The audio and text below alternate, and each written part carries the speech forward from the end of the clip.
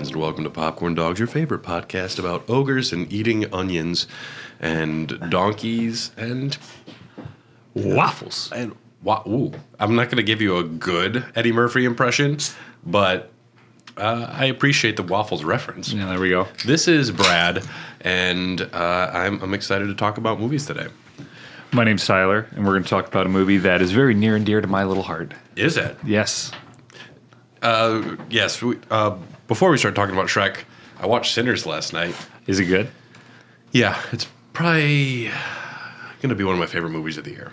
I watched Talk to Me. Talk to Me is very good. I liked it a lot. Yeah, that director's got some new movie coming out. Letter In or something like that. That's supposed to be pretty good, too. Yeah. Well, that's why I watched Talk to Me. Yeah, Talk to Me is very fun. Yeah. And they A24 sells the hand on their site. And I was like, Carly, we should get it. She's like, fuck no. I don't want that in my house. And I'm like, How much was it? way too much money. Yeah, now I'm curious. Yeah, Sinners was good, though. Maybe a little longer than it needed to be, but today we're talking about Shrek. Princess, where are you? It's very spooky in here. I ain't playing no games. Well, at least we know where the princess is. But where's the DreamWorks Pictures invites you to a land of fairy tales. Hey! Oh, no.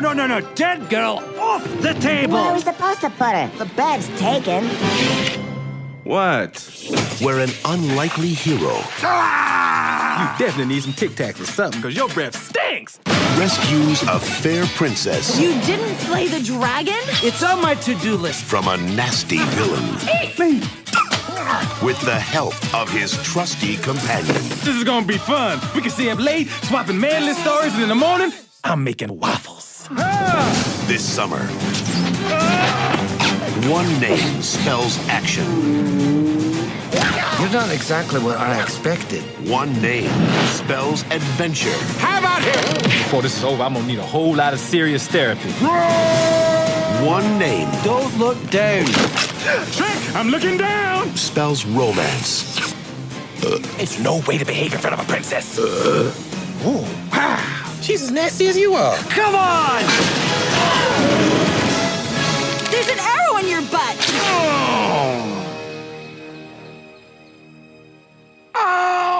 And that name is Shrek. Shrek. Thank you very much. I'm here till Thursday. Mike Myers, Eddie Murphy, Cameron Diaz, John Lithgow. You love this woman, don't you? Yes. You wanna hold her? Yes. Please her? Yes. Then you got to try a little tenderness.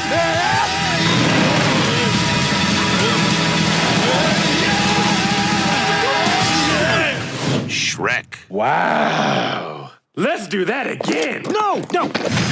It's a movie. It's a movie everybody knows about.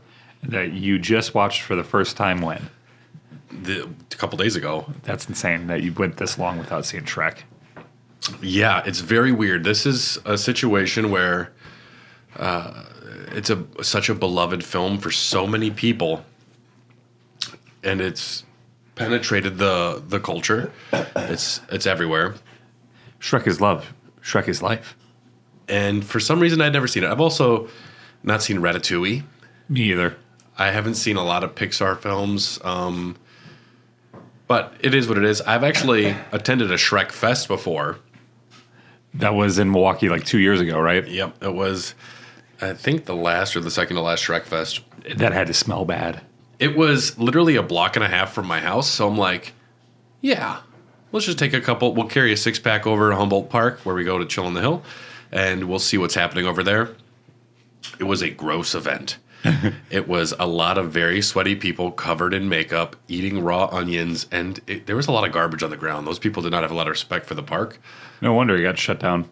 Yeah, and then they were trying to play the movie up front on the stage, very small screen, and then nobody knew to download it or have it ready to go ahead of time, so people were trying to log into their Netflix and do it like with wireless internet.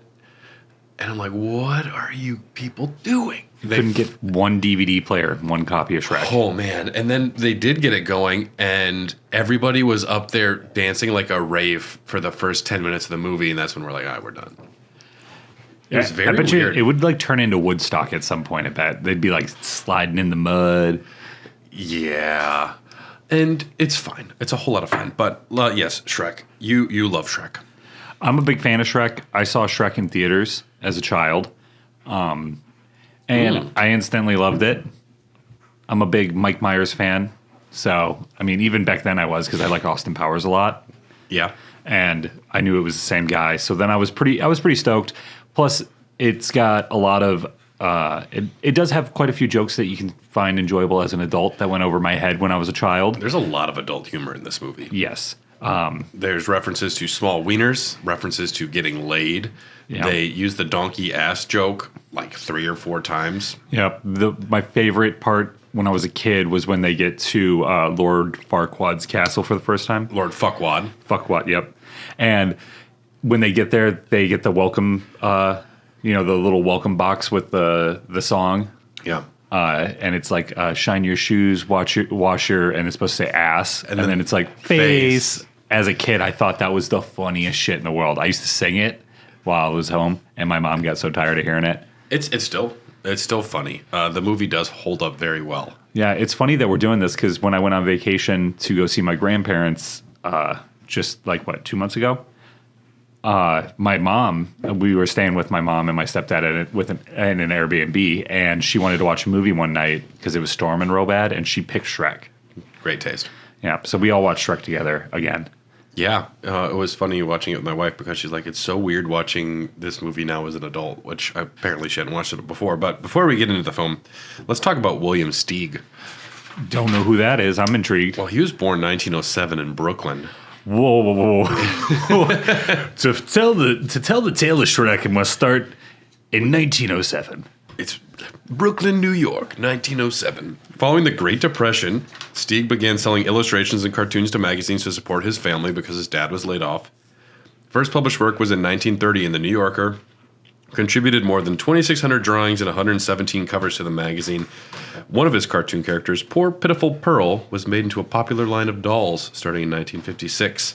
He eventually started doing some advertisements, intense dislike, and at the age of 61, he began writing children's books. Damn. Yeah, because he's like, I'm tired of this. I'm just going to write children's books, which you're 61. You're probably successful. You can do that. Published in 1990, the book Shrek! I didn't even know that it was based off anything. Yes. Written and illustrated by William Steig. It's about a repugnant green ogre who leaves home to see the world and ends up marrying an ugly princess. The name Shrek, it's a romanization of the Yiddish word Schrecklich, related to the German Shrek and meaning fear or fright. Oh, yeah. Because ugly in German is hässlich. Hässlich. Yeah. Du bist hässlich. Steven Spielberg purchased the rights to the book in 1991. He planned to produce a traditionally animated film starring Bill Murray as Shrek and Steve Martin as Donkey. I wouldn't hate that. It would be very different. I think Steve Martin would make a great Donkey. I know we're going to get to it in a second, but I would prefer to see the other version of Shrek. Yes, we are going to get to it, and I agree. DreamWorks purchased the rights for $500,000 and put it in development in November 1995. $500,000 for a children's animated book. That's insane. It's the power. I don't know. It's simple and version of a fairy tale. The bad guy is the good guy, marries an ugly princess. That's the basic concept. I'm just kind of, my head's spinning right now because Shrek is older than I am. And I thought I was older than Shrek by a large margin. No. You're probably older than Donkey. Well, probably. Actually, Donkey was made the same year, but I don't know the canonical age of Shrek. He's got to be like in his 30s. We're not going to talk the lore of Shrek too much. But, yeah, so DreamWorks purchased it, and then a test animation was made called Shrek, I Feel Good. So bad, it changed the direction of the film. Created by a group of college friends, including J.J. Abrams. What the hell? I know. The Wikipedia is fun.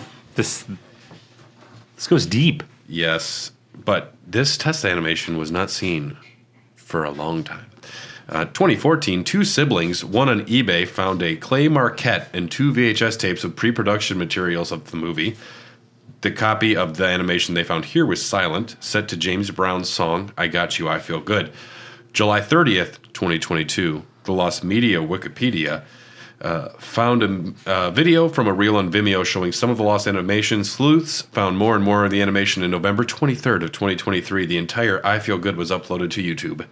It is very bad. I've seen that, or I've at least seen parts of it. Shrek looks very weird. Yeah. And some of, like, the animation is okay, but yes, they changed the direction of it. The pre-production for this movie, it was conceived to be a dark, low-budget animated film. Jeffrey Katzenberg, however, disliked the animation and went to PDI to create a brighter and less scary version of the film. Andrew Adamson was brought in to direct. He wanted the film to be geared towards adults and wanted sexual jokes and Guns N' Roses music. I would have liked that. He got a lot of what he wanted. Yeah, there's quite a bit in there. Yeah.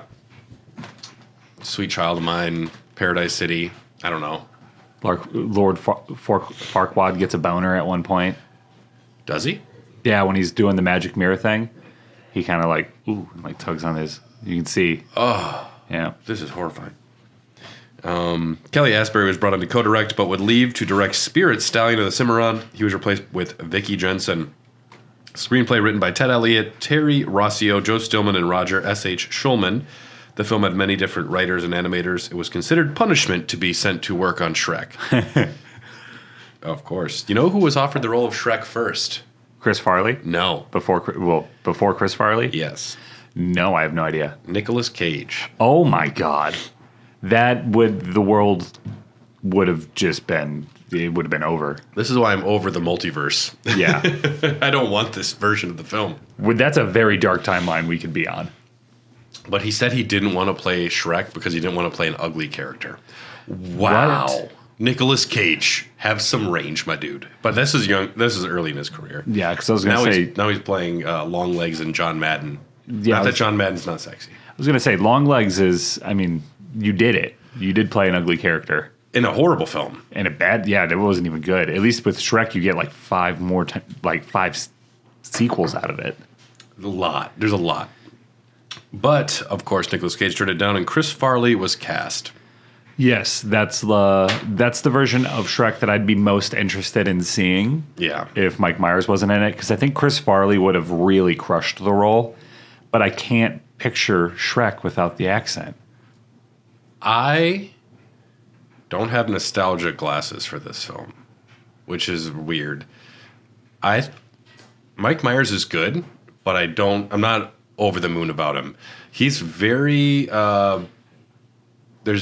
I don't know, it's a safe performance. And Mike Myers, I love his comedy. I've never really saw him as an actor who can do a ton of range. And I think Chris Farley, in all of his comedies, there's a lot of tragic, sadness in his characters. You can tell. Chris Farley was a very depressed person, and I think he could have brought a new layer of tragedy to the misfit character of Shrek. I think he would have done a very good job. I agree with you wholeheartedly.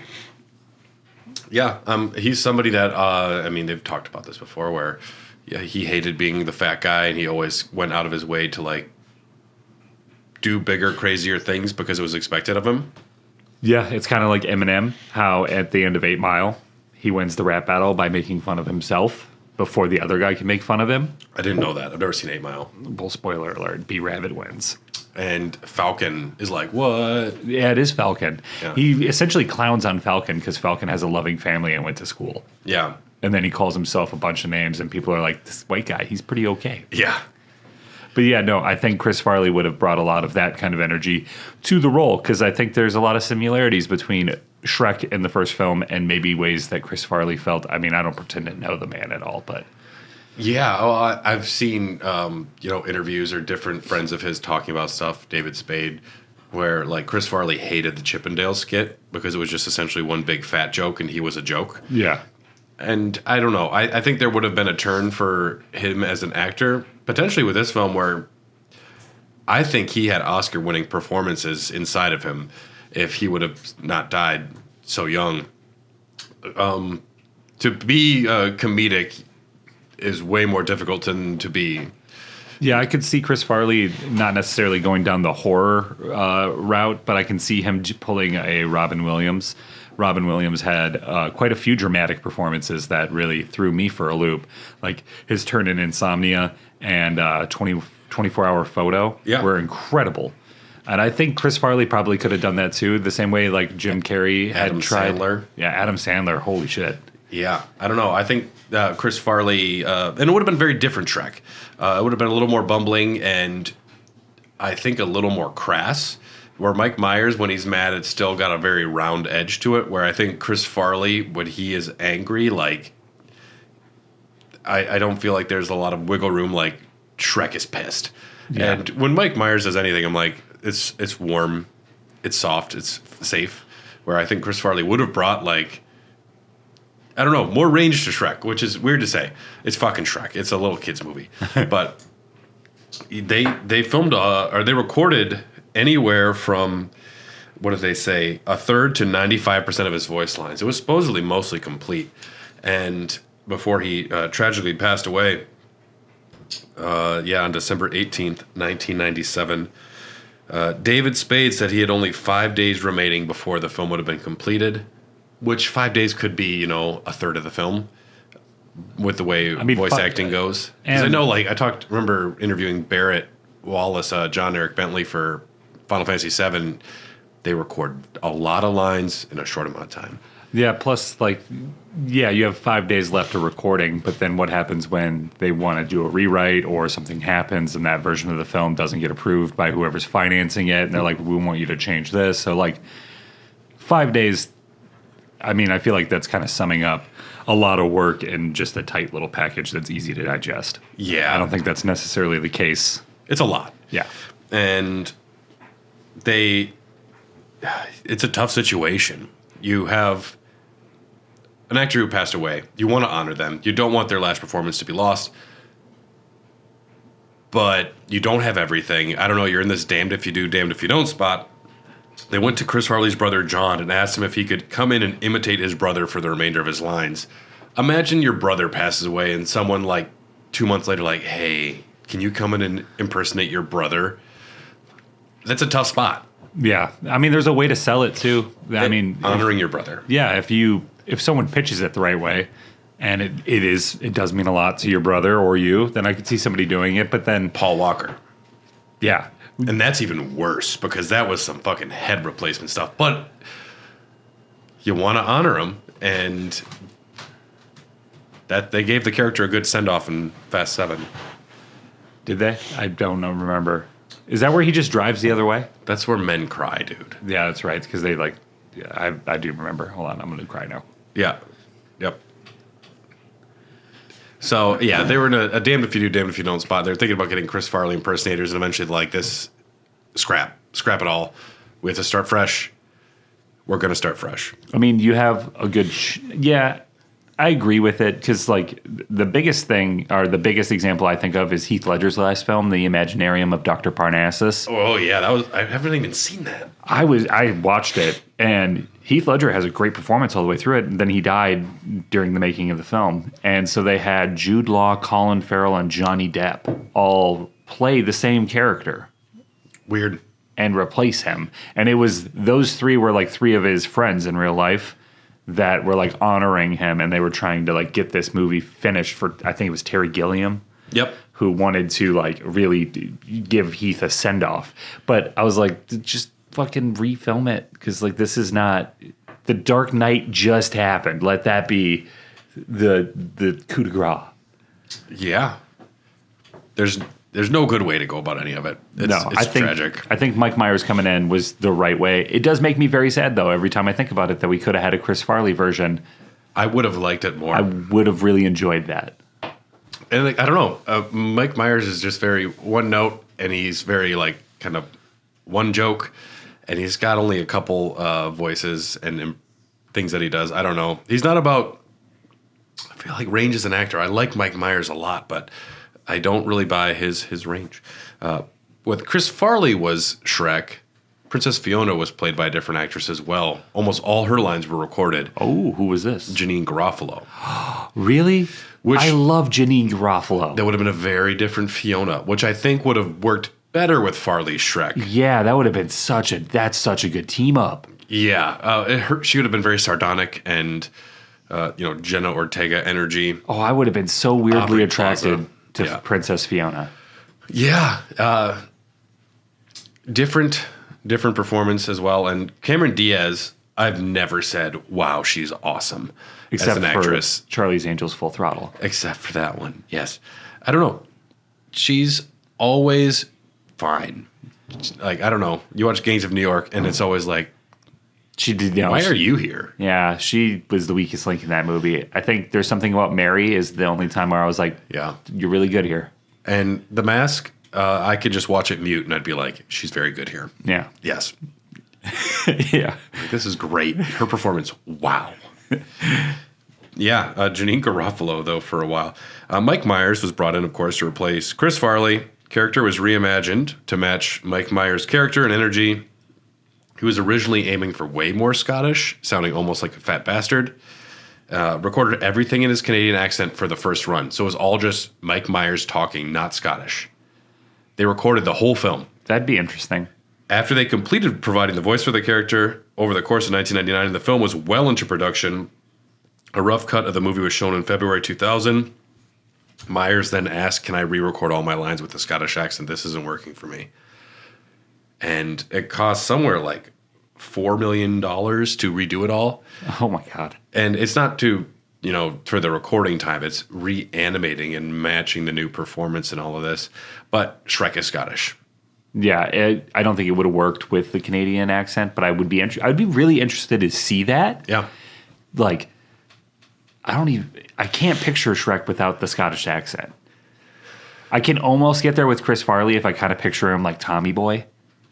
Yeah. But like that's the only other thing I can picture, and that's only because I've known about the Chris Farley thing for years. You can listen to some of the scenes with animatics with Chris Farley's performance on YouTube. Yeah, and it's very good. Yes, and yes, Janine Garofalo was replaced by Cameron Diaz. And Janine Garofalo, they asked like, "What happened?" And she's like, "I don't know. No one told me nothing." And she says, "Luckily, that nothing ever amounted to that film." Well, we'll get there, I guess, at some point. I thought it was a pretty big box office smash. That was her joke.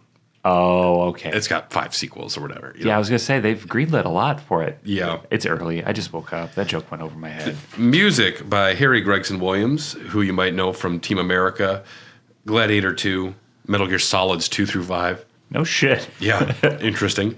And John Powell, the composer for Face Off, Rat Race, Geely, Wicked, and Kung Fu Panda. That dude's got a resume. All over the place. Yeah. Kung Fu Panda's legendary. Thank you, Mr. Powell. Also used pop music and other oldies. Smash Mouth owes a lot to Shrek. Yes, they do. I think their career was fine, and then Shrek made it like, now they're in the upper echelons of like music history somehow. I don't know if they belong there at all. I've heard terrible things about that dude, the lead singer who passed away, but I hear he was a real asshole to people. He got really drunk with my dad once. Please, the floor is yours, Tyler. I don't know where my dad was. He was with a buddy, and they were drinking at some festival or like some like state fair kind of thing, I think it was. It might have been like Indiana. But anyway, my dad and his buddy end up running into Smash Mouth. And there's like this little like cornered off section of the fair kind of thing that these guys are sitting at, and it's really close to the bar. So when my dad went up to go get a drink, he either cut off the lead singer of Smash Mouth, or the lead singer of Smash Mouth cut my dad off in ordering the beer. Yeah. But they ended up talking, and they invited my dad and his buddy back to the table, where they proceeded to just get hammered. Because they have hammer money. They can do whatever they want. They have Shrek money. My dad will talk to anybody. My dad is a great dude. Like, he's a great conversationalist. And so they're sitting there talking, and the lead singer of Smash Mouth looks at my dad, and he's like, "You have no fucking idea who we are, do you?" And my dad looks at his buddy, and the buddy didn't either. And he's like, "Nope."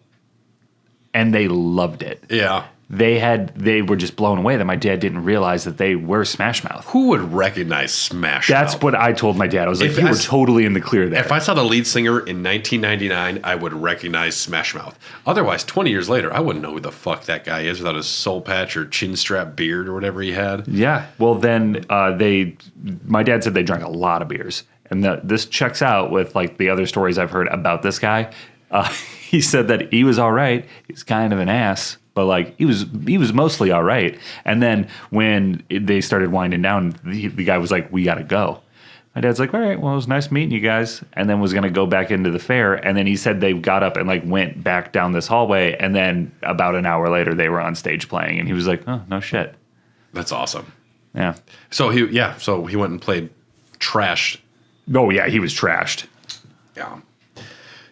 Yes, covers of songs like On the Road Again, Try a Little Tenderness, and of course there's a fair amount of Smash Mouth in there.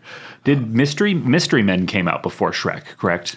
It's in the same time frame. I don't know. Late 90s, early 2000s. Because another Janine Garofalo pick with Smash Mouth. Yeah, prominent. Smash Mouth really got into the or into like the movie marketing shit, soundtracks. All Star was a banger. It was. It's not a bad song. I dare you not to hear it at a karaoke and get excited.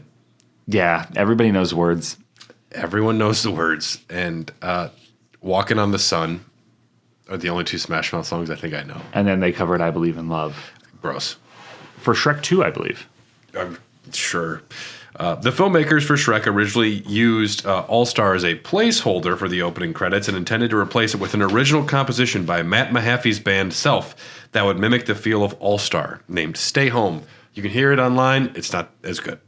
Yeah, the beginning of Shrek is amazing with All Star. So we got Mike Myers as Shrek. We got Cameron Diaz as Princess Fiona. She's fine. The character is good. Her performance is fine. John Lithgow as Lord Farquaad. Love it. Lithgow is very good. Do you know the Muffin Man? The Muffin Man? The Muffin Man. Yes, I know the Muffin Man. Who lives on Drury Lane?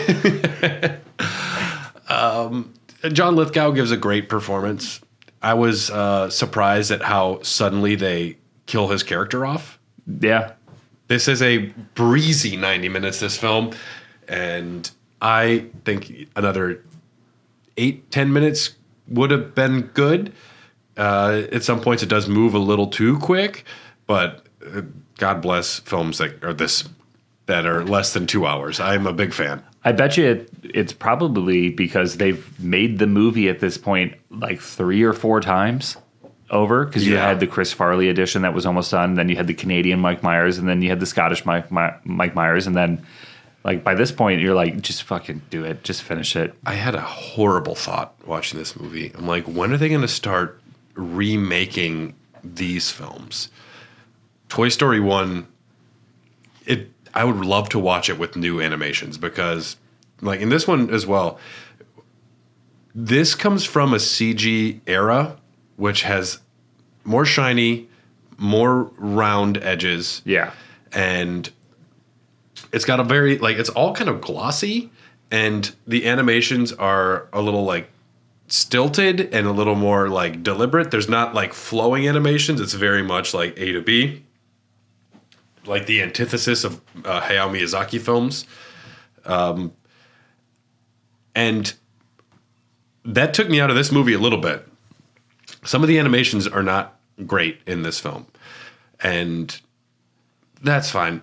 Well, you'll get a chance to see Shrek in all of his new glory with Shrek 5. I'm not going to watch another Shrek film for a little bit. We got a while. There's one character I haven't mentioned because by far the greatest character in the film. Eddie Murphy as Donkey. Yeah. Holy shit, he carries this film for me. Shrek, I was not in love with. He was fine. John Lithgow is funny, but every time Donkey's on screen, fucking ear to ear grin. Yeah, Donkey's the best. My grandpa had a donkey on some property, and he let us name it. You name it Donkey? No, we named it Murphy. Oh. Me and my brothers all we spent a day trying to name this fucking donkey. And we knew we were going to name it after Donkey from Shrek. Yeah. We knew that was going to happen. But we didn't want to just call him Donkey. Yeah. Because we were like, that's not cool enough.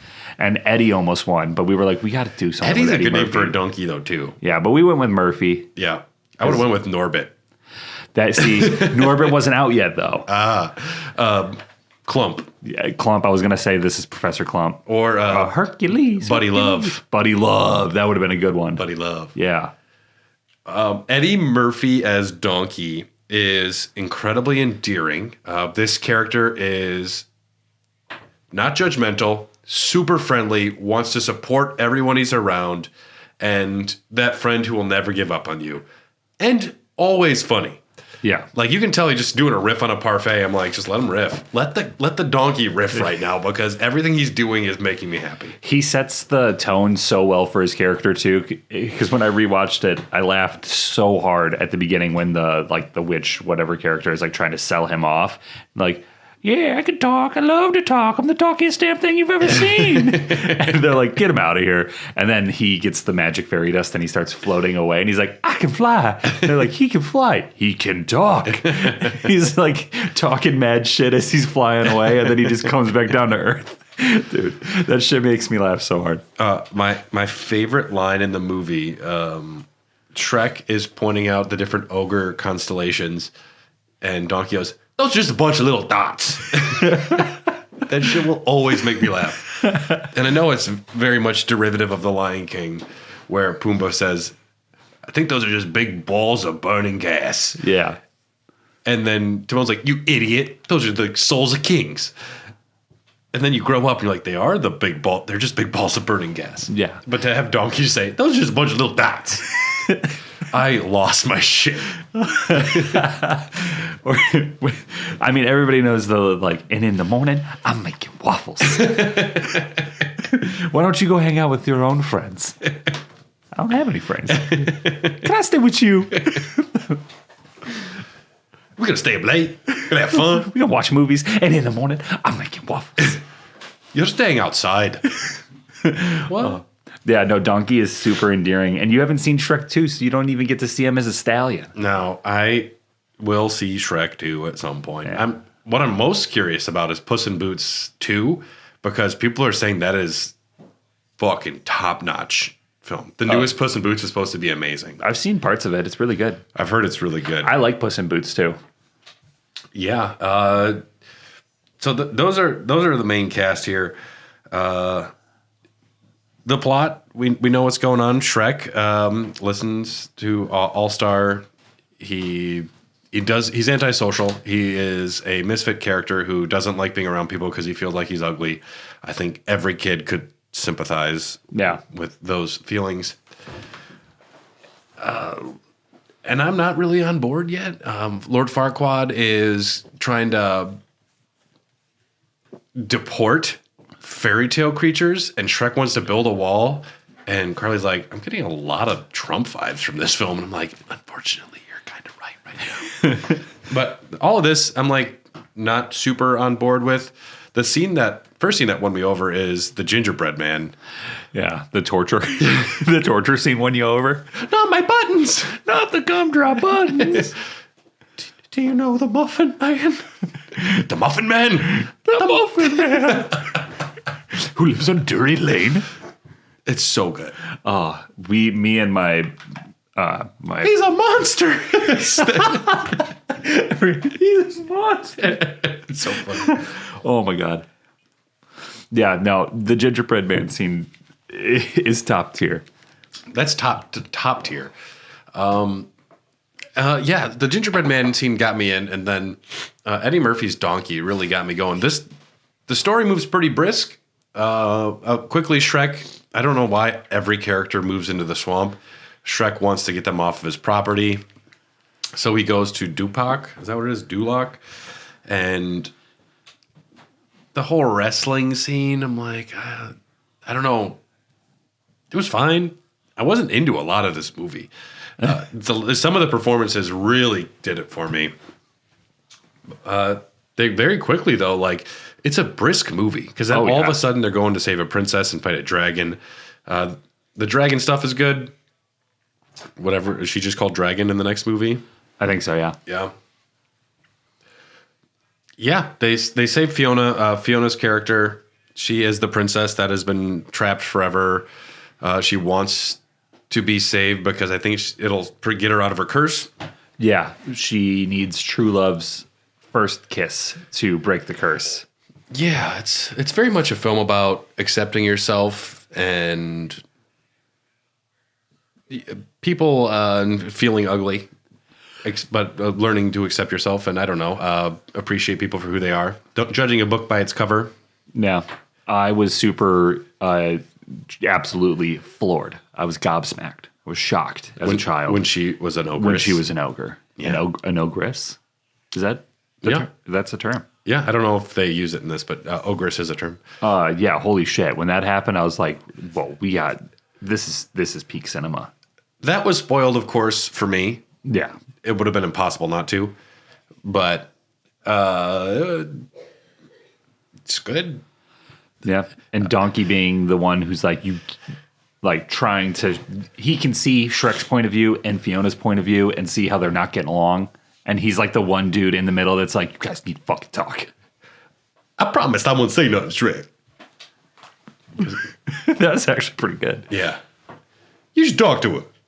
But, yeah. And he judges her much like everyone judges him. And I think that's good writing. I don't know. She can kick ass. I think the Matrix references immediately date a film in a way I don't like. But it is what it is. The Matrix was so hot then. It was, so big. She can fight. She kicks Robin Hood's ass, which is great. Yeah. And then she likes eating stinky food because she's a part ogre. And she feels bad about it as well. Misunderstandings, blah, blah, blah. Shrek interrupts the wedding. I don't know. Do you have much else we need to say about the plot? No. I mean, it's, like you said, it's a brisk 90 minutes. Like, it moves very quick. And you know it's too quick when they throw in the perfunctory musicals number at the end of a film because they needed 4 more minutes. Yep. I hate it. It never works when there's like that forced musical number at the end. Yeah, and I wish that's a trend that would just die. Yeah. I don't need it. Well, it's only for super short movies. And Slumdog Millionaire. I've never seen it. It's actually a really good movie. Or at least the one time I watched it, it was good. Yeah. Yeah, it moves quick, though. And Lord Farquaad, when they interrupt the wedding, he gets swallowed very quickly.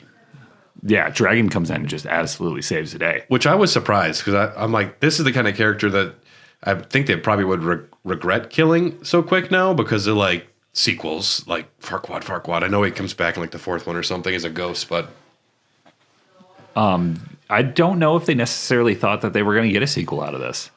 It's a concise, perfect ending. Yeah, and on top of that, it started as the problem film that was a punishment to work on.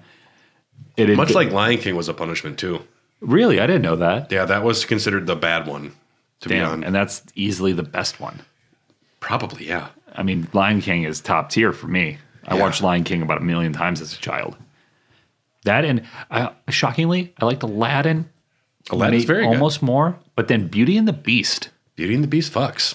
Little Mermaid fucks. I was the kid watching Pocahontas out of the corner of my eye while my sister was watching it, pretending I didn't like it. I'm like, this is really good. Dude, I remember the day. Have you ever heard the wolf cry to the blue corn moon? Like, I want to. I remember the day. It was almost like 9/11. I remember exactly where I was when I'd watched Pocahontas as a kid. And I'd seen it a few times. And then I was sitting in my mom's living room and I heard Mel Gibson on the TV. And it just like a synapse fired in my brain. I was like, where's the copy of Pocahontas? And I went digging through like our old VHS tapes. I popped that bad boy in. Yeah. I could have just looked at the back. But no, popped it in, hit fast forward until I saw John Smith, and then listened, and I heard Mel Gibson. Is it Mel Gibson? It's Mel fucking Gibson. That's unfortunate. Did I just blow your mind? That blew my mind. It's been a while. Dragon and Fiona, Lady Ogre, she fights and eats garbage. The end. Happy ending.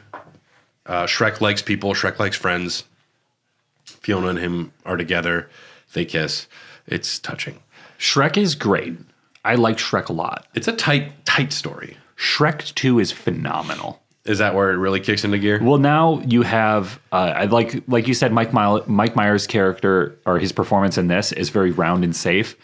In the second one, there's a little bit more vulnerability. I'm trying to figure out where the story would go because Shrek and Fiona's characters are very complete. Sequels always eventually Shrek would have to deal with his parents, maybe. Oh, you get to meet the in-laws. Yeah, other ogres. Oh, Shrek gets to meet Fiona's parents. Yeah. And they don't want like ogres. And she is supposed to be a normal girl. Yep. And then you got Prince Charming, who fucking is hilarious. Okay, so Jamie Lannister is in Shrek. Yeah, he's in Shrek 2. Okay, because Farquaad showed up and I'm like, for some reason I remember him being blonde from pictures, but that's just because Prince Charming. Yeah. Yeah. And then the fairy godmother's in And there. I guarantee Fiona is never actually entertaining leaving Prince Charming. Or leaving Shrek for Prince Charming, but Shrek thinks that she will, and a whole bunch of debacle, but she would never actually do it. I'm not going to spoil the plot. But he pushes her away with his jealousy. There's a reconciliation at the end. You get to see Donkey as a giant white stallion. Oh, he does turn into a stallion. Oh my God. And if you thought Donkey was great in the first one, you make Donkey a fucking stallion, and then Eddie Murphy has so much wiggle room. Eddie Murphy can really do no wrong. It's even his bad movies are always fun to watch. Pluto Nash. Pluto Nash is good. You telling me with a straight face right now? I haven't seen Pluto Nash. It's not good. And it's a shame that movie happened when it did because it really tanked his career for a long time. Bowfinger? But that was, I mean, there was a gap where we didn't have We didn't get it. Yeah. It was studios avoided Eddie Murphy like the plague after Pluto Nash, and Shrek was like the only thing he was doing for a minute. You know, Eddie Murphy does have a strange career. I guess I'm walking back everything I just said. Nutty Professor has not aged well. But it's a great movie. It has not aged well. Norbit, I don't think will ever age well. No. I don't think it was good when it came out. Me either. I don't know. Fat jokes are very 2000s, and they don't land the way they used to. Like, you watch Shallow Hell now, and it would be very uncomfortable for everyone. Yeah, Shallow Hell is a tough rewatch, and that's a movie that me and my brothers loved as a kid. Yeah. I think there's a thing to say about those types of movies, too, where they land at a part of your childhood where that was okay, and now as adults, we know that's not okay. It wasn't just your childhood, but that was society. There were adults watching that thinking it was okay. Yeah, but we were kids. Yeah. And it lands in a part of innocence and adolescence that, like, it's this little protective bubble of, like, I know this is not okay anymore, but it's not egregious enough. It's not, like, anti-Semitic or homophobic.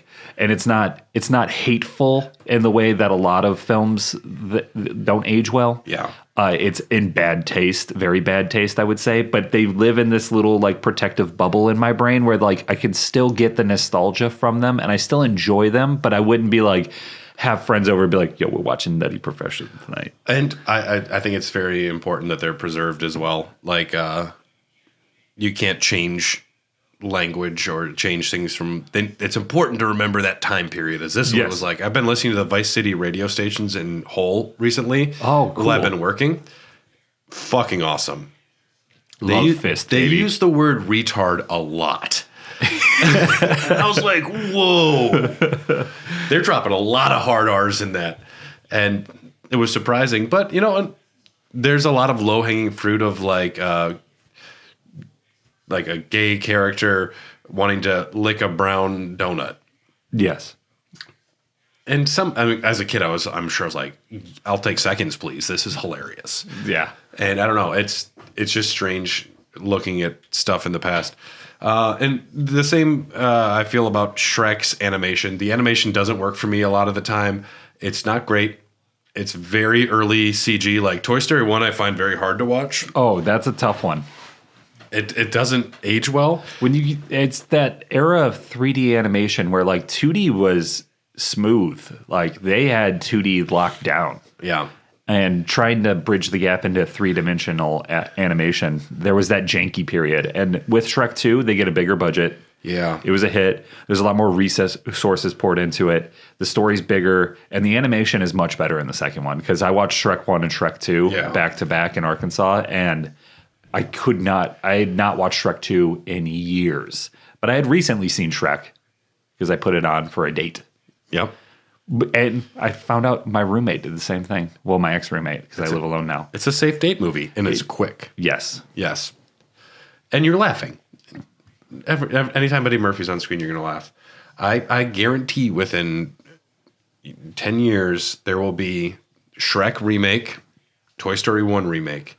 You talking like a brand new animations. Like a remaster? Same story. Not a remaster. Brand new everything. It's a remake, in my opinion. Same voice actors? Same voice actors.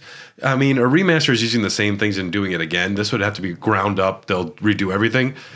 Same voice performances. Add a fucking couple more scenes with Buzz and Woody to make people come. But it would sell. And I would go. I would love to see Toy Story. Yeah. And I think Shrek. I think Shrek is one that would benefit from some new animations as well. Because the story is still intact. Well, I don't know. People would be up in arms about Shrek because you saw the whole thing, That's Not My Shrek, when they released the first images. And I'm looking at Shrek and Shrek 5, and I'm looking at Shrek and Shrek 1. And it's very little difference in the way that the character looks. Yeah. And I don't understand why people are upset on the way that Shrek looks in the new one. I don't understand. I don't get it. The animation is better. I think the problem is they're just Shrek's nipples are raw from being milked for so long. Yeah.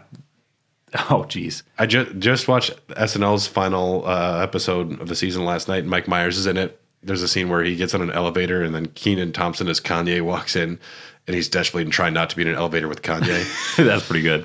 And he just calls him Shrek the whole time, which I'm like, yep.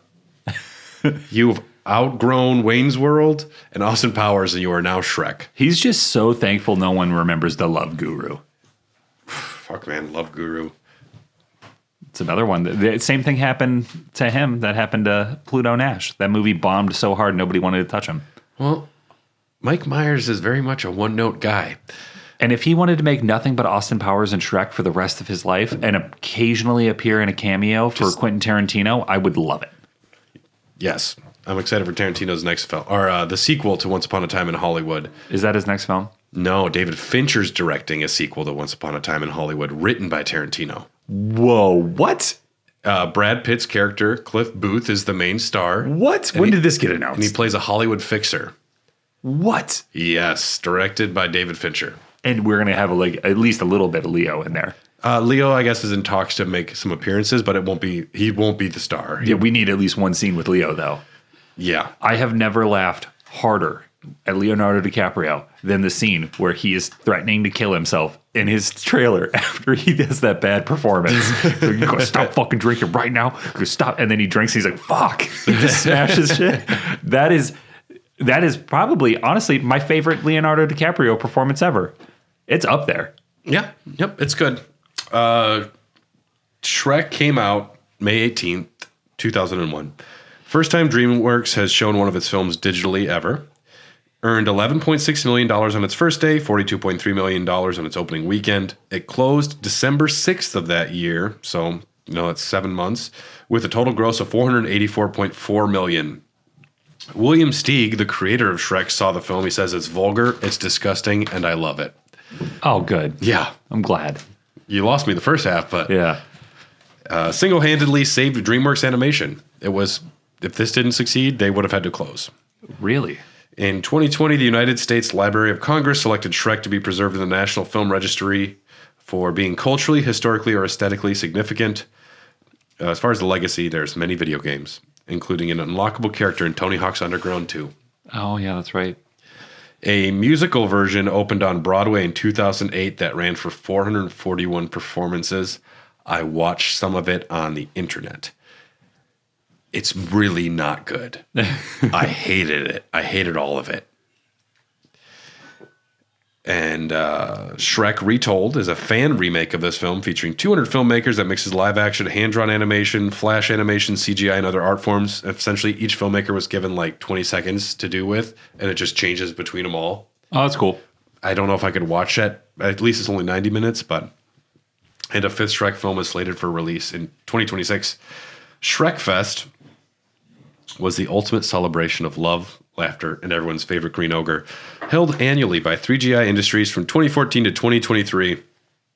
This free all-ages event took place on Labor Day weekend in Madison and Milwaukee for the final two. Started off when Grant Duffrin came across a Facebook event called Shrek Fest that turned out to be fake. He showed up. And Yes. nobody was there. And so him and his friends decided it should be a real thing. Involved onion eating, roaring, and Shrek character costumes. There was also live music, local vendors, and a screening of the movie. One Facebook user commented, "I can't believe it's Ogre." Oh. Maybe you should have cleaned up the park.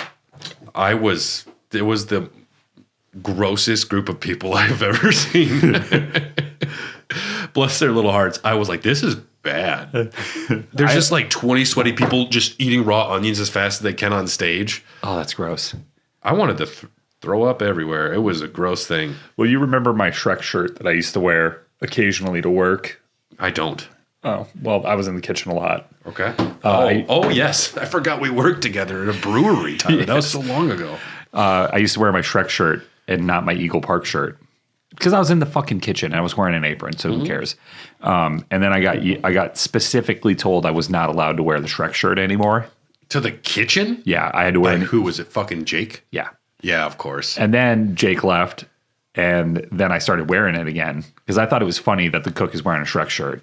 Yeah. Because I'd come out occasionally to like grab some beer for the beer cheese or to talk to like Nick and Angie. Yeah. And I would be wearing my Shrek shirt. Yeah. And I was like, it's funny.